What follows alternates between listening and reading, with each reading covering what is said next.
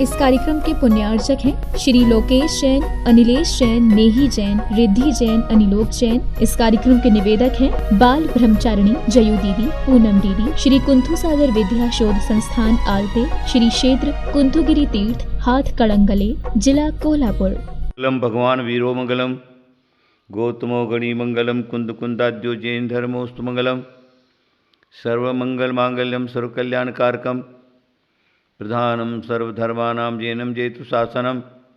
जय बोलो 1008 श्री चिंतामणि पार्श्वनाथ भगवान, जय बोलो 1008 श्री महावीर भगवान की, जय बोलो 1008 श्री सम्मेद शिखर सिद्ध क्षेत्र की, जय बोलो 1008 श्री अनंतानंत परम सिद्ध भगवान की। परम गुरुदेव आचार्य श्री महाविकीर्ति जी महाराज की, परम गुरुदेव आचार्य श्री विमल सागर जी महाराज की, परम गुरुदेव आचार्य सन्मत सागर जी महाराज की, 3 कमलों करोड़ मुनिराज की, अहिंसा परमो धर्म की।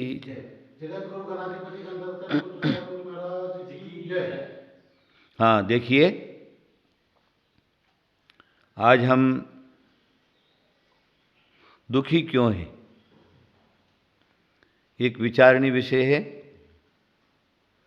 जीव जिधर भी जाता है सुख की खोज करता है, लेकिन उसको सुख कहीं पर भी मिलता नहीं। आचार्यों ने कहा है, सुख प्राप्त करने के लिए हमें मार्ग वैसा ही अपनाना चाहिए। अगर सही मार्ग हमारे पास है तो हमें सुख की प्राप्ति हो जाती है, और मार्ग अगर हमारा गलत है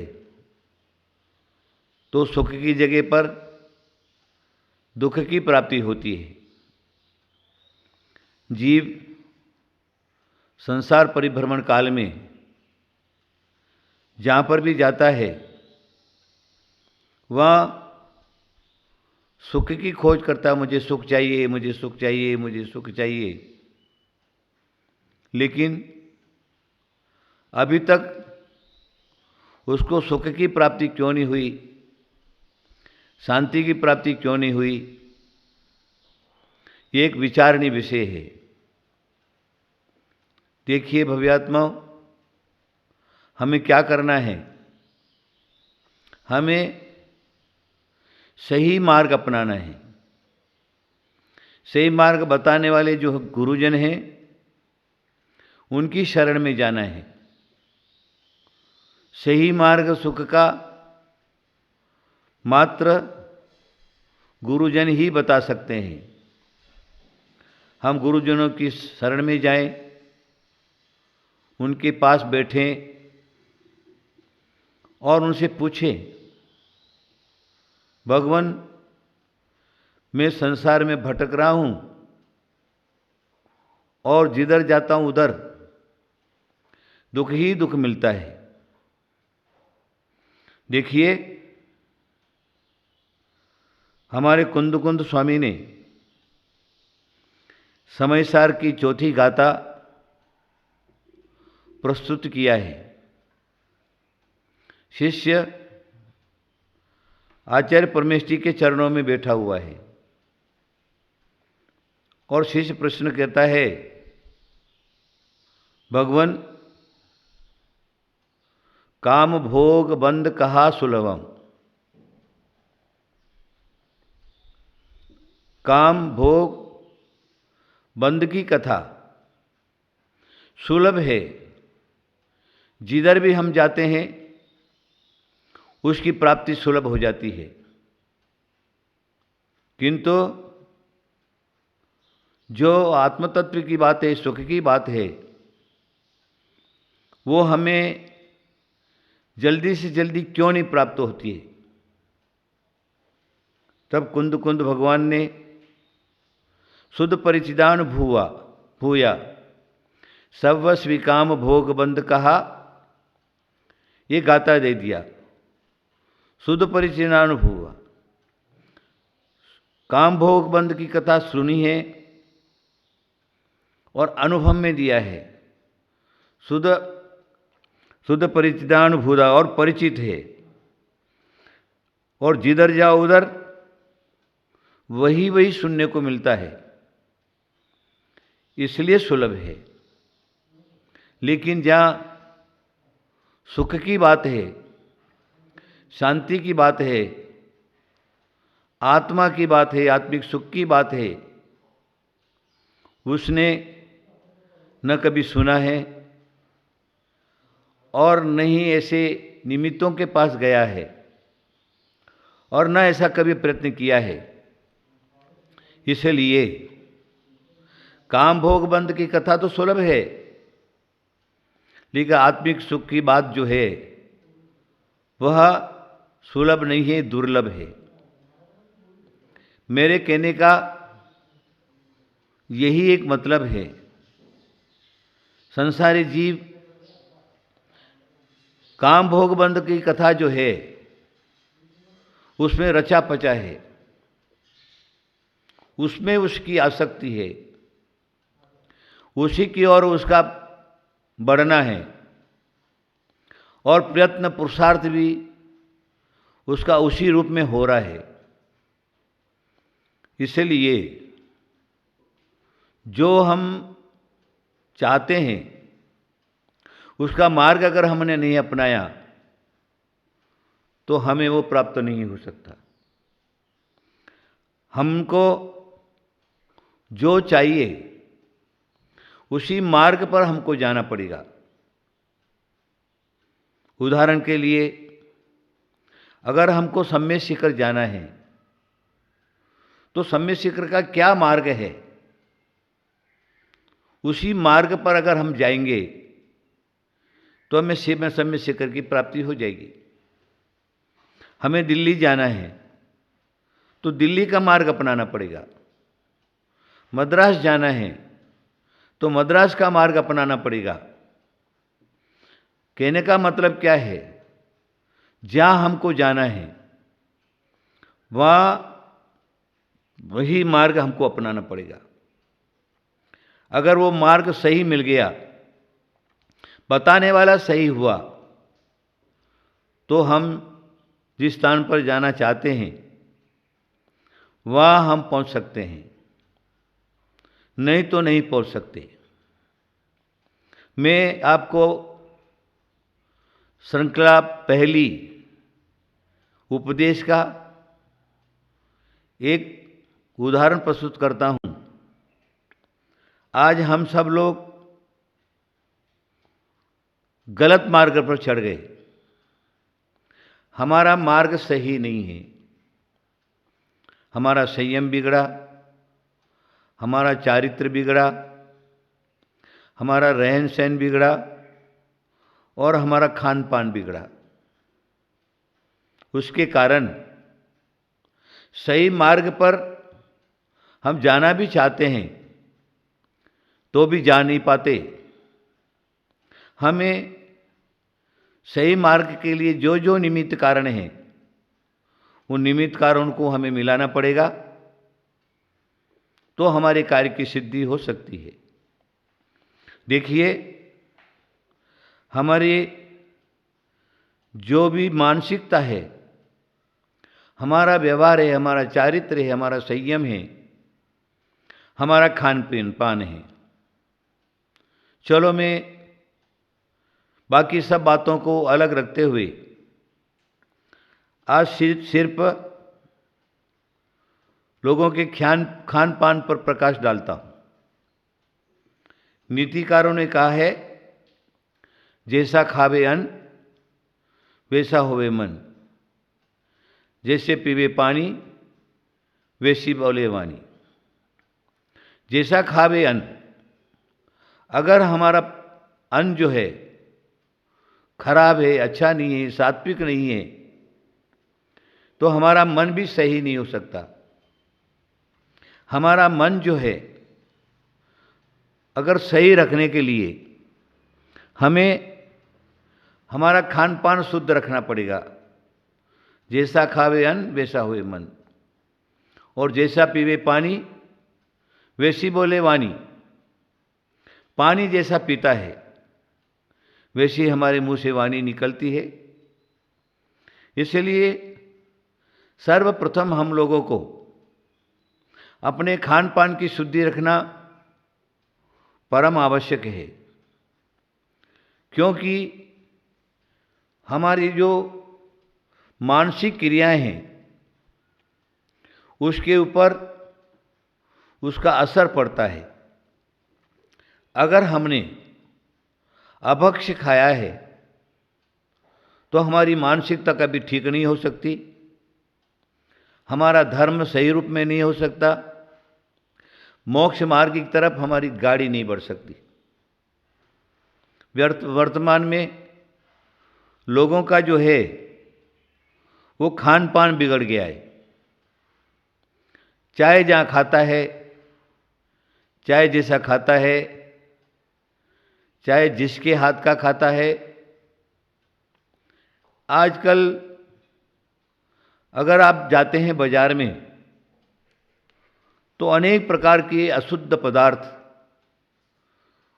तैयार मिलते हैं और उनको देखते ही आपका मन चलता है और फिर उन चीज़ों को खाने की तरफ आप भागते हैं। उस समय आपको अपना विवेक से काम लेना है कि आखिर ये चीज़ क्या है, किसने बनाया है, कैसे बनी है, किन पदार्थों से बनी है, ये हमें ध्यान रखना परम आवश्यक है। हमारे आचार्यों ने लिखा है, तुम शुद्ध खाओगे शुद्ध भाव बनेंगे, अशुद्ध खाओगे अशुद्ध भाव बनेगा। हमारे प्रथमानुयोग ग्रंथों के अंदर एक विवरण आता है। एक साधु महाराज आहार के लिए निकले। क्या होता है, एक सेठ के घर पर सेठ की सेठानी ने उनका परगहन कर लेता है, नवदा भक्ति करती है और क्या क्या भोजन बना है सोने चांदी की थाली में सब पदार्थों को लगा लेती है। महाराज के सामने वो खाद्य पदार्थ उपस्थित किए जाते हैं। मन शुद्धि, वचन शुद्धि, काय शुद्धि, आहार जल शुद्ध है बोलने के बाद महाराज का आहार प्रारंभ होता है। अब क्या होता है, वो पदार्थ महाराज के पेट में जाता है। जैसे जैसे वो पदार्थ जाता है वैसे वैसे वो महाराज का परिणाम खराब होता है। अंदर सोचते हैं कि चोरी करना चाहिए। अब क्या होता है, मुनि महाराज चोरी करने के भाव, बड़ी विचित्रता है। आखिर वो अपने भावों को नहीं रोक सके। क्या होता है, आहार हो गया, हाथ धो लिए, उसके बाद जब इधर उधर दृष्टि डालते हैं तो देखते क्या हैं, वो सेठानी का सोने का हार जो है वहाँ पर खूंटी पर लटका हुआ है। तब उनके भाव होते हैं, ये सोने का हार अपने को ले लेना चाहिए। ठीक है, सेठानी की नज़र बचा ली, वो हार उठाया, कमंडल में डाल दिया और महाराज वहाँ से आहार करके चल दिए।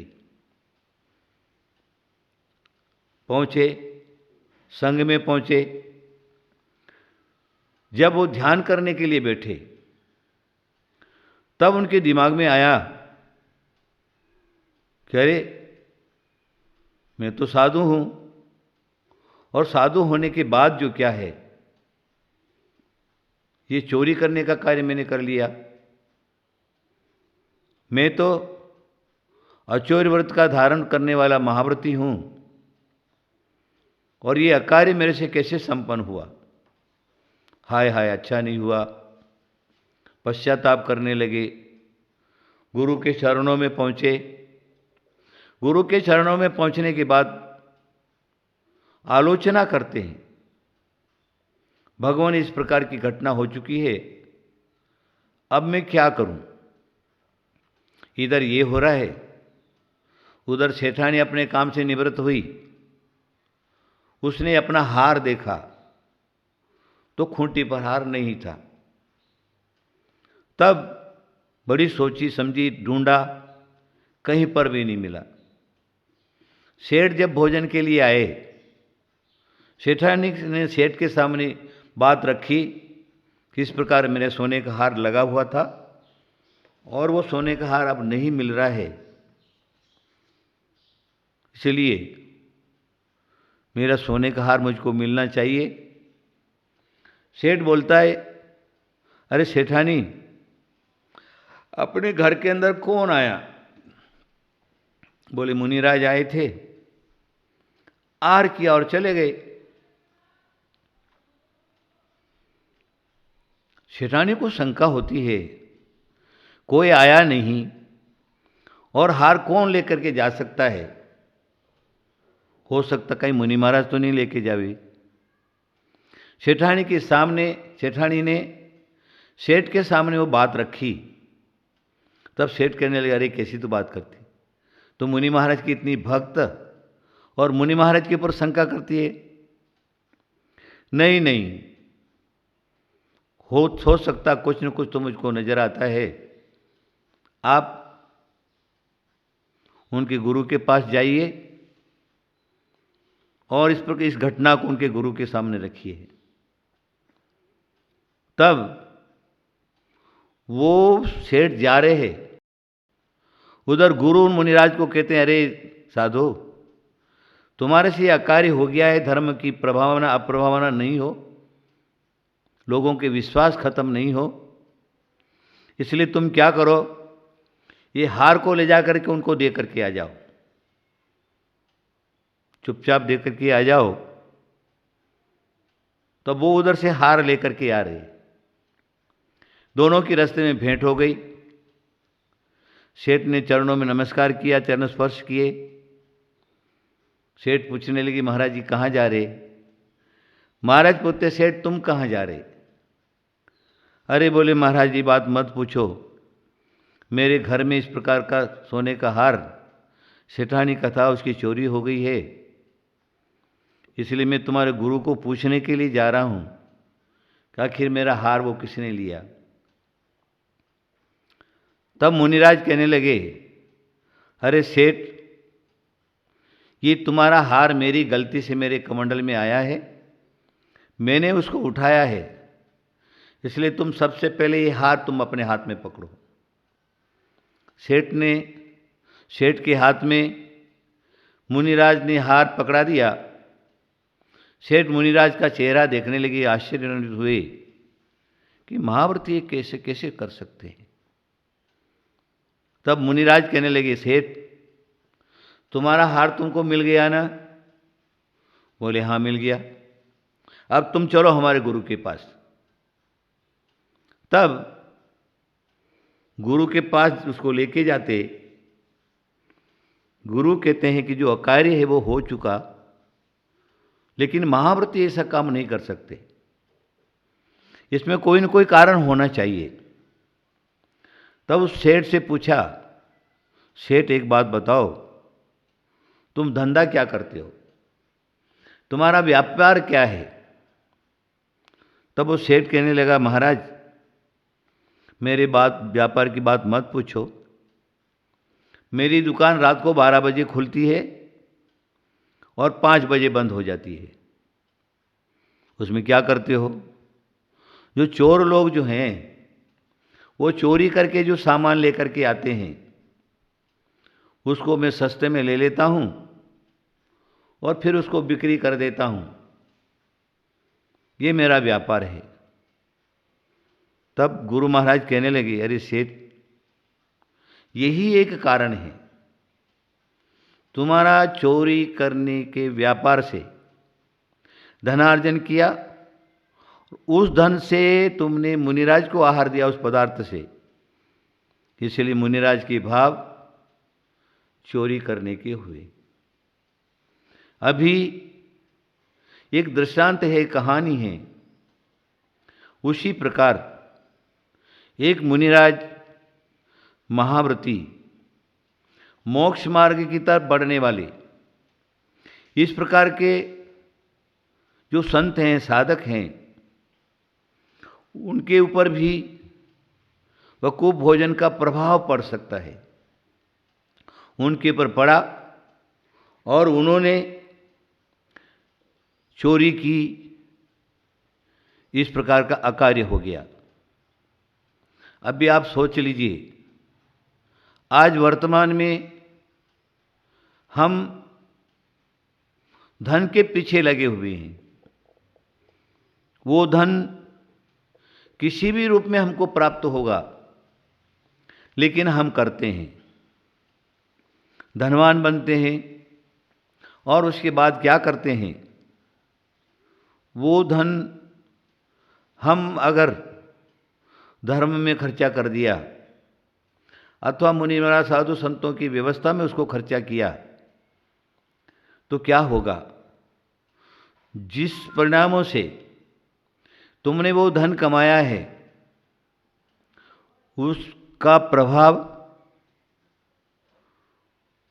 सामने वाले के ऊपर पड़े बिना नहीं रहता है।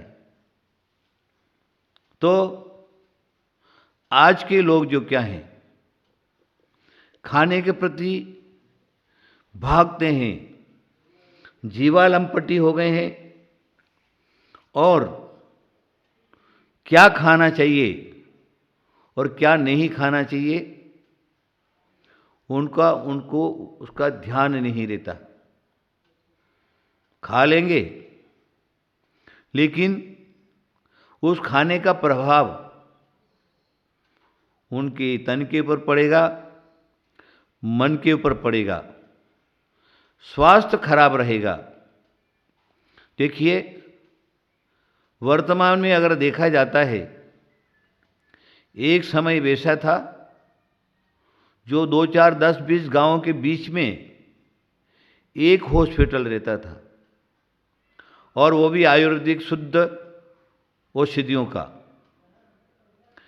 वो समय और एक आज का समय, आज का समय आप देखेंगे तो गांव-गांव में हॉस्पिटल हैं, और वो हॉस्पिटल जो क्या है, दवाइयों से भरे हुए हैं और रोगियों की लाइन लगी हुई है। हॉस्पिटल में खाट नहीं मिलती, दवाइयाँ नहीं मिलती, दवाइयाँ कम हैं और रोगी ज़्यादा बढ़ गए। ये रोगी होने का कारण क्या है? हमारे आयुर्वेदाचार्यों में, आयुर्वेद ग्रंथ के अंदर इस प्रकार का लिखा है कि इंसान को जितना जरूर है उतना ही शुद्ध और शाकाहार रूप में शुद्ध बना हुआ, घर का बना हुआ भोजन जो क्या है वो करना चाहिए। नीतिकारों ने कहा, एक बार खाए सो योगी। एक बार खाने वाला योगी होता है, 2 बार खाने वाला भोगी। अगर 2 बार खाता है तो उसको भोगी की संज्ञा दी है, और 3 बार खा गया तो रोगी हो जाता है। क्योंकि हमारे पेट की जो समस्या है, हमारे पेट की जो आंतें हैं, मशीनरी है, उनकी भी कोई एक ताकत रहती है पचाने की। अगर शुद्ध भोजन और सात्विक भोजन है और परिमाण में कर्म कम है और उसी हिसाब से अगर हमने खाया है तो हमारे शरीर के अंदर योग्य पदार्थ तैयार होंगे और ये शरीर जो क्या है निरोगी बनेगा, बलवान बनेगा, बलिष्ठ बनेगा और कांति रहित सहित बनेगा।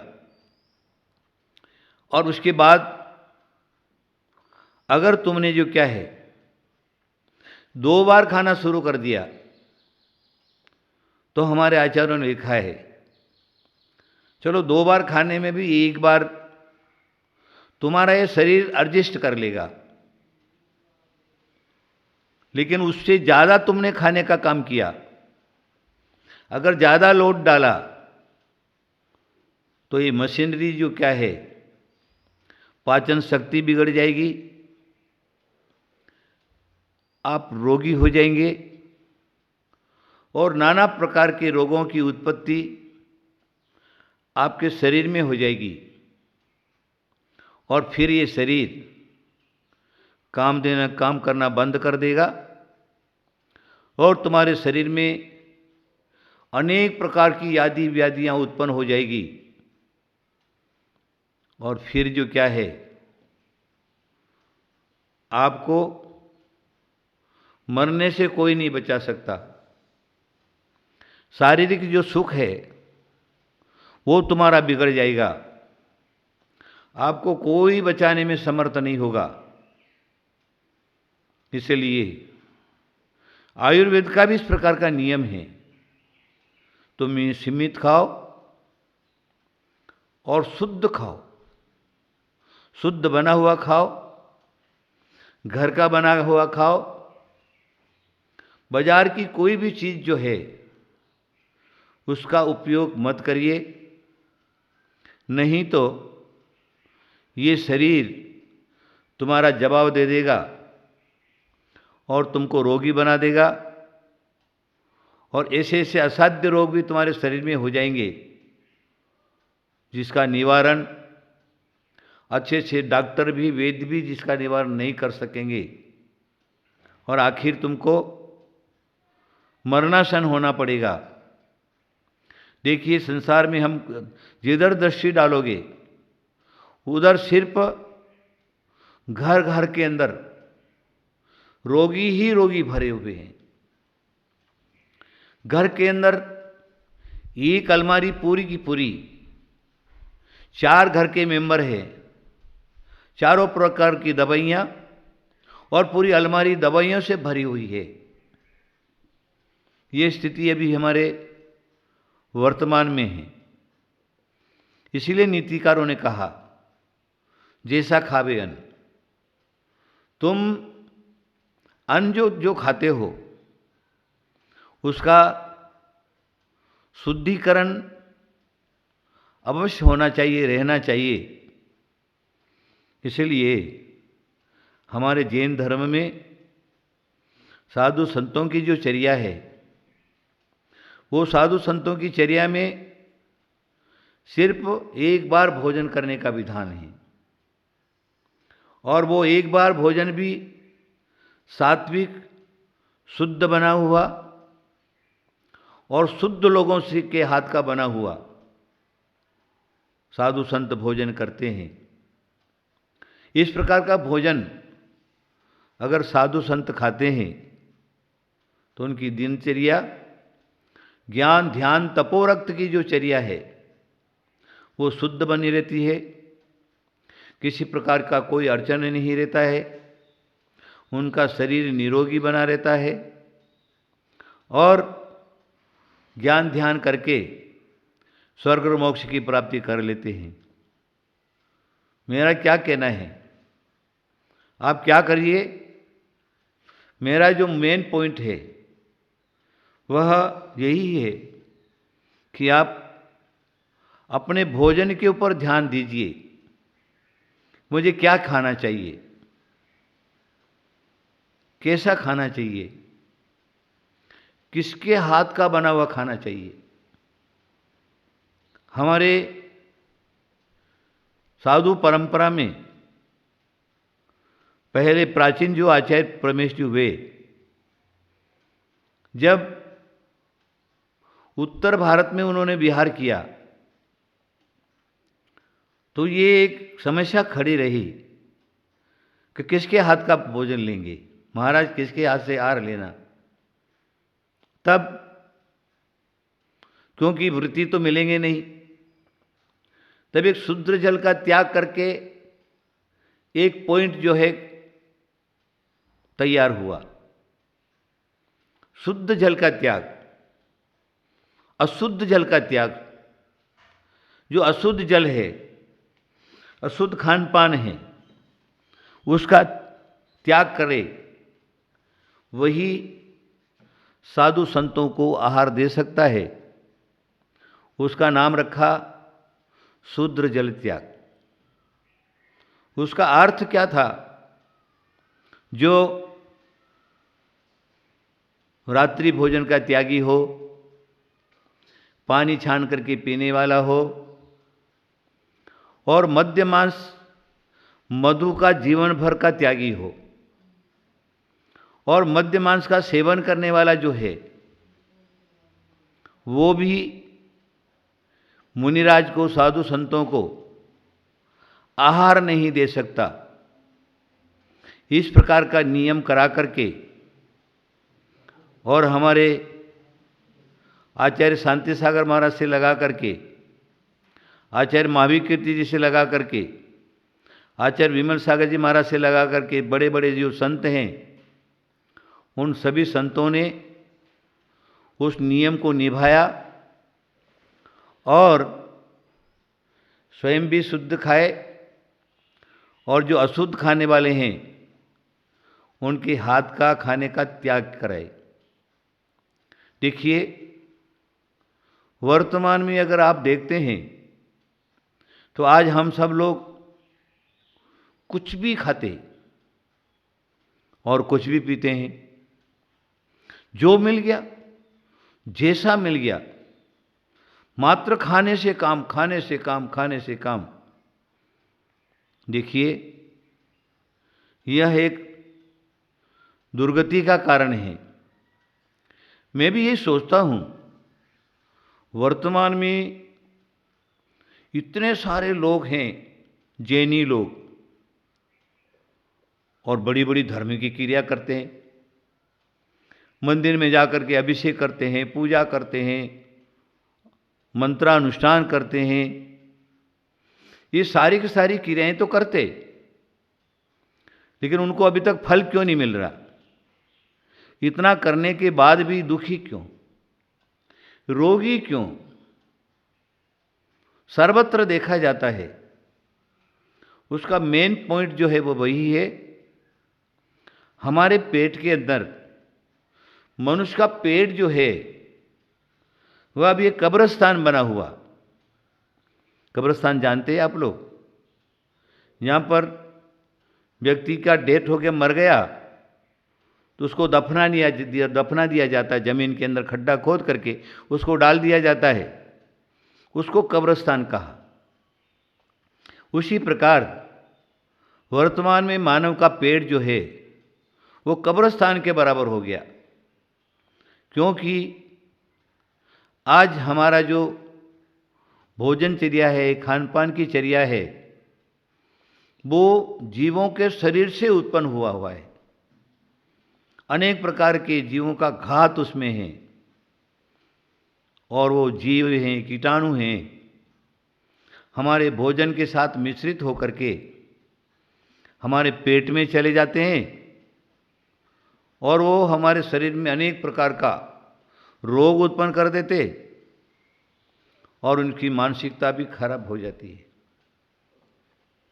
अभी आप देख लीजिए, वर्तमान में मांसाहार का बोलबाला है। जिधर देखो उधर देखिए, अभी वर्तमान का एक समय ऐसा है, लोग शाकाहार को छोड़ करके और मांसाहार की ओर बढ़ गए। हमारे जैन श्रावक के लिए सर्वप्रथम अष्टमूल गुणों की बात की। मध्यमास मधु त्यागी, सहानुव्रत पंचकम, ऐसा समंतभद्र स्वामी ने रत्नगढ़ श्रावकाचार्य में एक श्लोक दे दिया। सर्वप्रथम बताया मध्यमास मधु त्यागी, शराब पीने का त्याग और मांस खाने का त्याग। अब आप सोचिए,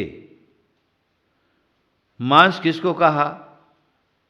दो इंद्री से लगा करके पंचेंद्री तक जो जीव हैं, उनका शरीर का जो कलेवर है, उसको हमारे जैनाचार्यों ने मांस संज्ञा दी है।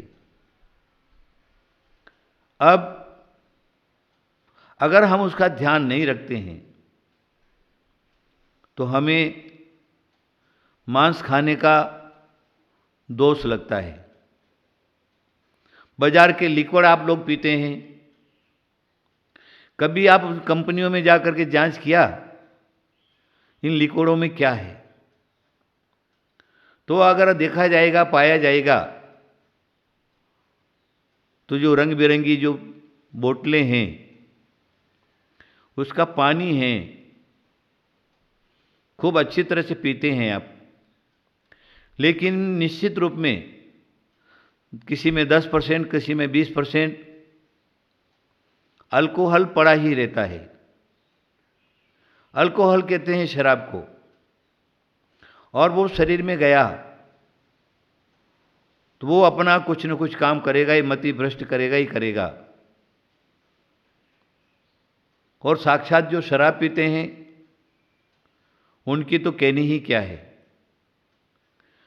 आज का समय ऐसा है, लोग शौकीन हो गए, अगर ये नहीं पिएंगे तो हम पुराने जमाने के कहलाएंगे। नया जमाने के जो लोग हैं वो क्लबों में जाते हैं, पार्टियों में जाते हैं, और वहाँ पर रंग बिरंगे पानी भी पीते हैं, और शराब की बोतलें खूब खुलती है, और लोग जो हैं खुल करके शराब पीते हैं। और विशेष बात तो ये है, पुरुष तो पीता पीता है, लेकिन महिला भी पीने लगी हैं। शौकी हो गए, शौकीन हो गए। उसके बिगर जो क्या है, उनका शौक और शान नहीं रहती है। इस प्रकार की स्थिति अभी वर्तमान में है। इसलिए हमारे जैनाचार्य कहते हैं, कम से कम मध्यमास मधु का त्यागी तो हमें होना ही चाहिए। हमारे जैन शास्त्रों की तो बात ही क्या, मैंने जैन शास्त्र की तो मैंने आपको एक कार्य का कह ही दिया है, मध्यमास मधु त्यागी सहानुव्रत पंचकम। लेकिन जहाँ पर हमारे हिंदू धर्म के जो शास्त्र हैं, महाभारत हैं, भागवत वगैरह हैं, रामायण आदि के हैं, ऐसे जो पवित्र ग्रंथ माने गए हैं, ऐसे ग्रंथों में भी कहीं पर भी मद्य मांस का उपयोग करना नहीं लिखा। देखिए, हमारे महाभारत का जो शांति पर्व है, उस शांति पर्व में महाभारतकार ने एक श्लोक दे दिया, जो मांस खाता है, जो शराब पीता है, ऐसे व्यक्ति अगर वह भगवान की पूजा करेगा, अर्चना करेगा, उनका पाठ करेगा, तो उसका फल उसको नहीं मिलता। मद्यमांसासनम रात्रो भोजनम कंद भक्षणम, ये कुर्वन्ति वृथा तेषां तीर्थ यात्रा जपस्तपः, एक शांति पर्व का श्लोक है महाभारत का। मध्य मांसासनम रात्रो भोजनम कंद भक्षणम, स्पष्ट कह रहे, मद्य पीने वाला, मांस खाने वाला, कंद खाने वाला और रात्रि भोजन करने वाला, ये कुर्वन्ति वृथा तेषां तीर्थ यात्रा जपस्तप, जो इनको करता है उसकी तीर्थ यात्रा जप तप सब व्यर्थ जाता है। वृथा एकादशी प्रोक्तम वृथा च जागरणम च हरे, चाहे वो पुष्करी यात्रा करे और हरि का जागरण करे तो भी उसको उसका फल नहीं मिलता। ये हमारे भारतीय संस्कृतियों के ग्रंथ हैं, पवित्र ग्रंथ हैं, और कहीं पर भी इस पर का एक स्पष्टीकरण नहीं आता। जो धार्मिक है, ईश्वर भक्त है, प्रभु की भक्ति करता है, वो मद्य मांस का सेवन करे। जब भी विदेशी लोग हमारे भारत में आए, उसके बाद खुल करके ये मांस और शराब का प्रचलन जो क्या है वो हमारे भारत में हुआ, और आज सभी लोग उससे प्रभावित हैं। बाजार की जितनी भी चीज़ें बनती हैं वो सारी की सारी चीज़ों में ये सब जो क्या है मांस का और शराब का किसी न किसी रूप में उपयोग किया जाता है, और आप लोग जो क्या हैं खूब उसको टेस्ट समझ करके खाते हैं। अब आपने खा तो लिया, लेकिन उसका प्रभाव क्या हुआ, आपकी मति भ्रष्ट हो गई, आपका शरीर ने जवाब दे दिया, और जैसा चाहते हैं वैसा आप नहीं कर पा रहे, आपका रास्ता बिगड़ गया, आपका मार्ग बिगड़ गया, और धर्म का फल नहीं मिल रहा। बाहर दिखावे में लोग धर्म तो बहुत कर रहे, देखा जाता है। अभी वर्तमान में बड़े बड़े प्रवचनकार साधु संत हो गए, साधक हो गए, और ऐसे साधु संतों के साधकों के प्रवचन में लोगों की भीड़ लगी रहती है। लेकिन इतना होने के बाद अगर देखा जाए क्या खोया क्या पाया, तो कुछ भी नहीं मिलता। जब जीवन में अष्टमूल गुण ही नहीं है, मद्य मांस मधु का ही त्याग नहीं है, तो हमें धर्म की फल कैसे मिल सकता है? तीर्थ यात्राओं का फल कैसे हो सकता है? इन धर्मानुष्ठानों का फल कैसे मिल सकता है? क्योंकि हमारा जो क्या है मेन पॉइंट जो है वही खराब है। देखिए, मैं और आपको महाभारत की ओर लेके चलता हूं। हमारे महाभारत ने एक उदाहरण उपस्थित किया है। महाभारत का युद्ध प्रारंभ है, अर्जुन के बाणों से भीष्म पितामह आहत हो गए, धरती पर गिर पड़े, सरसैया हो गई, बाणों की सैया तैयार हो गई, बाणों की सैया पर पड़े हुए हैं। दोनों पक्ष के लोगों ने युद्ध बंद कर दिया। पितामह के नजदीक जाते हैं, रोते हैं दोनों जने, दुर्योधन के पक्ष के भी, युधिष्ठिर के पक्ष के भी। दारा श्री कृष्ण भी सामने उपस्थित हैं। फिर दुर्योधन पक्ष के भी और युधिष्ठिर पक्ष के भी पितामह को कहते हैं, पितामह जो कुछ हो गया सो हो गया, होने को कोई नहीं टाल सकता है। अब आप तो मरणासन हो गए, आपके बिना हम सब लोग असहाय हो जाएंगे। अब हमारा इस दुनिया में कोई नहीं है सद्मार्ग दिखाने वाला, इसलिए आप क्या करिए, कुछ अंतिम उपदेश दीजिए ताकि हमारे जीवन में यादगिरी बनी रहे। तब वो दोनों पक्षों की बात को सुन करके द्रौपदी वहां पर खड़ी हुई है। द्रौपदी ने सुना कि कैसे मूर्ख दोनों पक्ष के, ये व्यक्ति कभी भी इसने न्याय का पक्ष नहीं लिया और इससे अंतिम सदुपदेश सुनने की बात कर रहे। द्रौपदी जोर से हा हा हा करके हंस पड़ी। तब दुर्योधन पक्ष के लोग भी और युधिष्ठिर पक्ष के लोग भी द्रौपदी को कहने लगे, रे द्रौपदी, ऐसे आज समय में हमारे पितामह तो मरणासन है और ऐसे समय में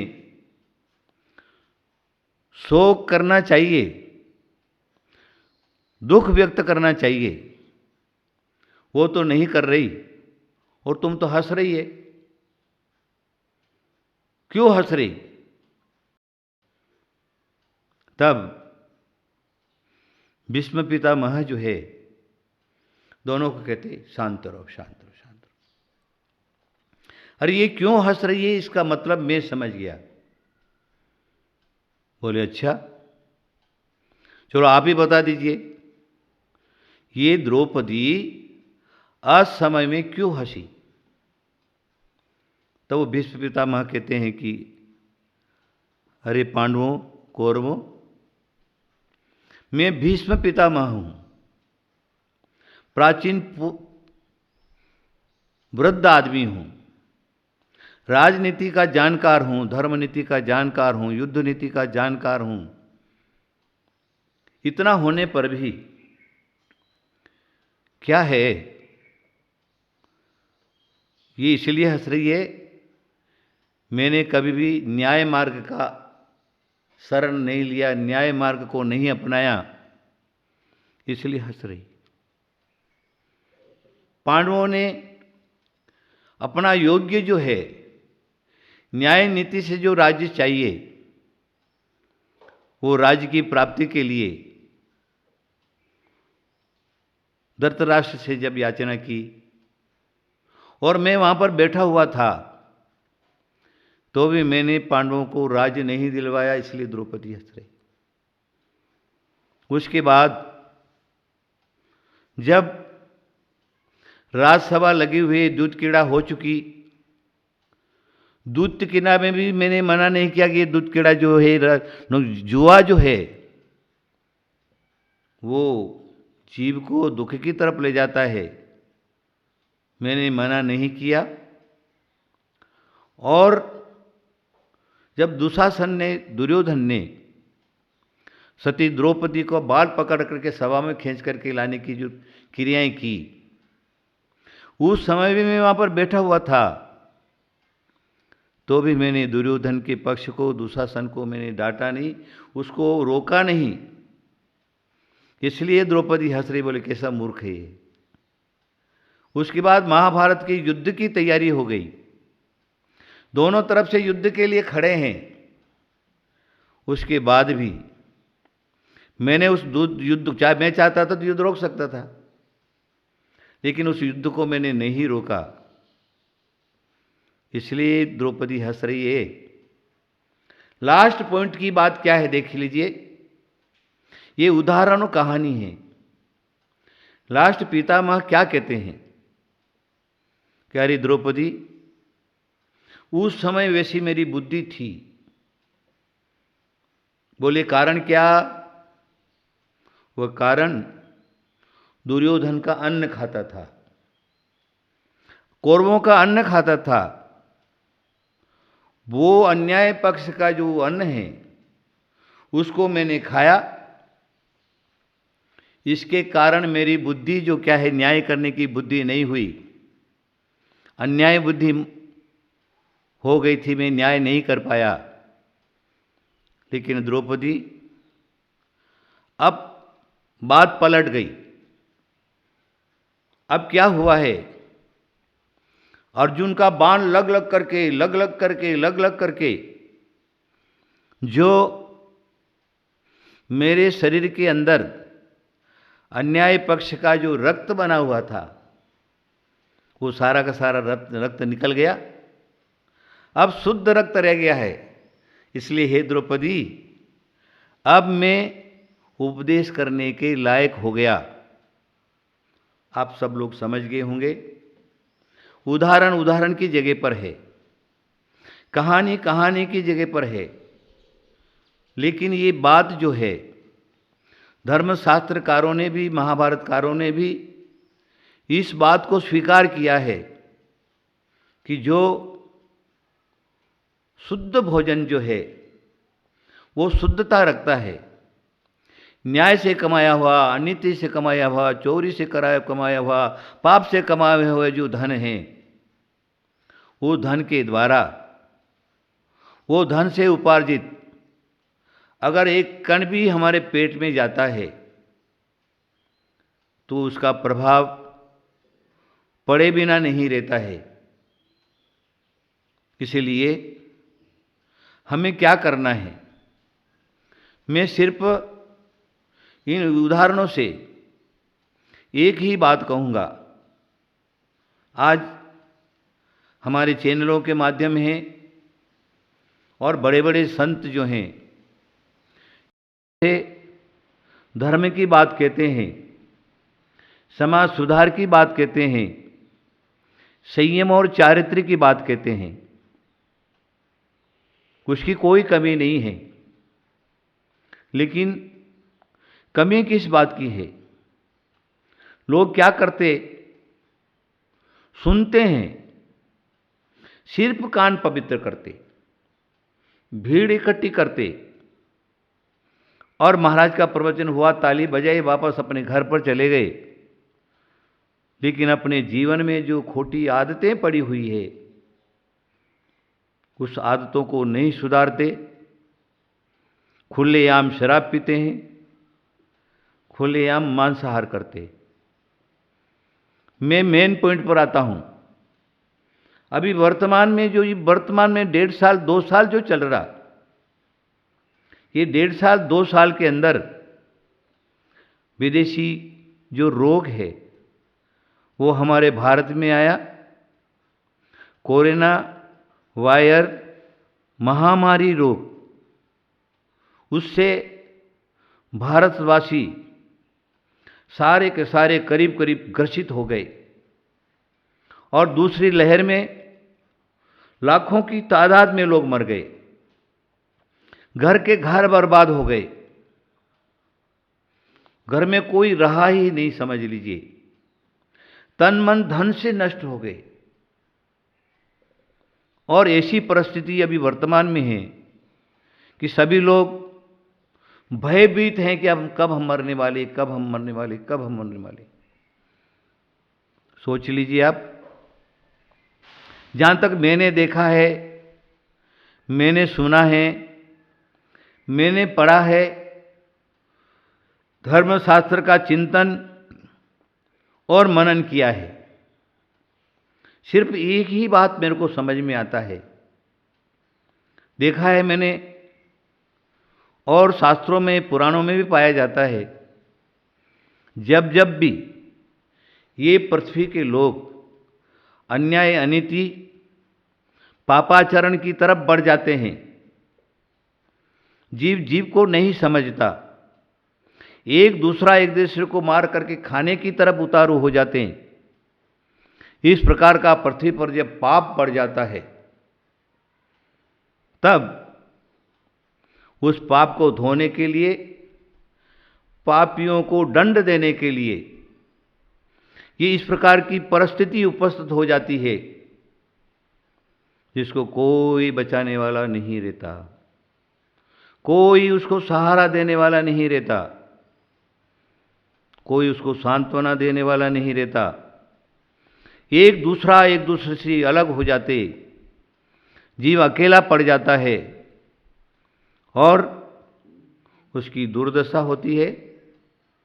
न्याय नीति और धर्मशास्त्र ये कहता है, पापी लोग बढ़ते हैं तो सारे के सारे नष्ट हो जाते। इसलिए हमें क्या करना है, ये पाप प्रवृत्ति से बचना है। मैं तो एक ही बात जब भी बोलता हूँ, एक ही बात बोलता हूँ सारे देशवासियों को, सारे राष्ट्रवासियों को, अरे तुमने क्या कर दिया। पृथ्वी पर अनेक प्रकार के पशु थे, अनेक प्रकार के पशु। आज तुम लोगों ने उनको सबको मार मार करके उसका मांस तोड़ तोड़ करके खा लिया। पशुओं की जातियां खत्म हो गई, विजातियों की खत्म हो गई। पक्षी सब प्रकार के करीब करीब सब नष्ट हो गए। और अब ये पेड़ पौधे बचे हुए हैं, वो भी धीरे धीरे नष्टता की तरफ बढ़ रहे। आखिर तुमको कौन बचाएगा, तुम कैसे बच सकते हो। इसलिए मेरा जो पॉइंट था आज, जैसा खावे अन्न वैसा होवे मन, जैसा पीवे पानी वैसे बोले वाणी।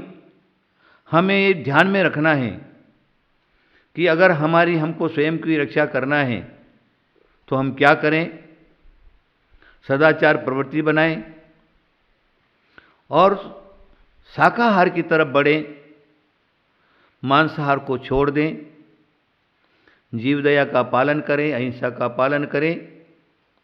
और भगवान महावीर का जो सूत्र है, जियो और जीने दो, स्वयं जियो और दूसरे को भी जीने दो, ये सूत्र नहीं है हम तो जिए और दूसरे को मरने दो। ये सूत्र कोई भी धर्मशास्त्र नहीं कहता। सभी यही कहते हैं, तुम स्वयं बचना चाहते हो तो दूसरे को बचाना सीखो। देखिए हमारा जो क्या है, न्याय नीति सदाचार शाकाहार जो क्या है, वही एक मेन पॉइंट है। उसी की तरफ हमें बढ़ना है। भगवान ने, ईश्वर ने, हमारे भाग्य ने ये पृथ्वी के ऊपर अनेक प्रकार के खाद्य पदार्थ हमको दिए हैं। आज उसको खा करके हम अपना जीवन निर्वाह कर सकते हैं। हमारा समय पूरा हो रहा है। इसलिए मैं आप सबको यही कहूँगा, भगवान आप सब लोगों को सद्बुद्धि दे और जो क्या है, आप अपना भोजनचर्या आचरण ठीक करें और पाप प्रवृत्ति को कम करें। आपको सुख मिलेगा, शांति मिलेगी। सुख और शांति का मात्र सिर्फ मार्ग है, एक ही मार्ग है। और आज नहीं तो कल, 4 दिन के बाद ये मार्ग को आपको अपनाना ही पड़ेगा। इस मार्ग को अपनाए बिना आपको सुख और शांति नहीं मिल सकती है। मेरा आप सब लोगों को आशीर्वाद। महावीर भगवान की जय। इस कार्यक्रम के पुण्यार्चक थे श्री लोकेश जैन, अनिलेश जैन, नेही जैन, रिद्धि जैन, अनिलोक जैन। इस कार्यक्रम के निवेदक थे बाल ब्रह्मचारिणी जयू दीदी, पूनम दीदी, श्री कुंथु सागर विद्या शोध संस्थान आलते, श्री क्षेत्र कुंथुगिरी तीर्थ हाथ कड़ंगले, जिला कोल्हापुर।